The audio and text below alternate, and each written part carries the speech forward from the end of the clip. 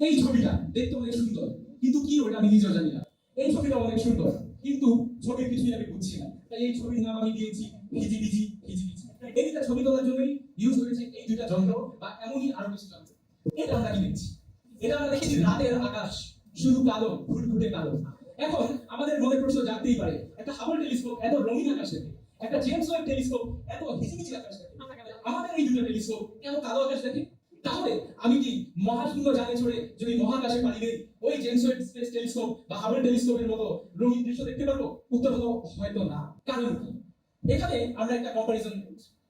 এখানে একটি ক্যালসাইন নেবুলার চিত্র অর্জন করা হয়েছে, যেটি আছে ডান পাশে, এবং বাম পাশের উপরে আমরা দেখছি একটি টেলিস্কোপ আসলে কিভাবে এই ইমেজটাকে প্রসেস করে।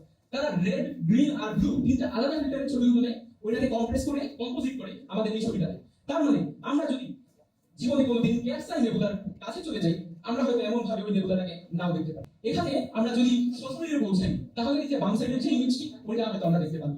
কিন্তু আমাদের যেই টেলিস্কোপ গুলো আছে, ওগুলো কিন্তু ইনফ্রারেড, আল্ট্রাভায়োলেট ইত্যাদি রশ্মিও ব্যবহার করে। ইনফ্রারেড দিয়ে তারা এই চিত্রটি পেয়েছে, এবং আল্ট্রাভায়োলেট দিয়ে এই চিত্রটি। যেই সকল ডিটেইল আমরা আমাদের নিজের চোখ দিয়ে বিশ্লেষণ করতে পারি না, সেই সকল ডিটেইলস যাতে আমাদের ভিজুয়ালি রিপ্রেজেন্ট করা যায়, তাই নাসা তাদের এই ডেটাগুলোকে একটু টুইক এন্ড ট্রান্সফর্ম করে বিভিন্ন কালার দেয়, যাতে আমরা কালার দেখে বিভিন্ন বৈশিষ্ট্য অনুধাবন করতে পারি।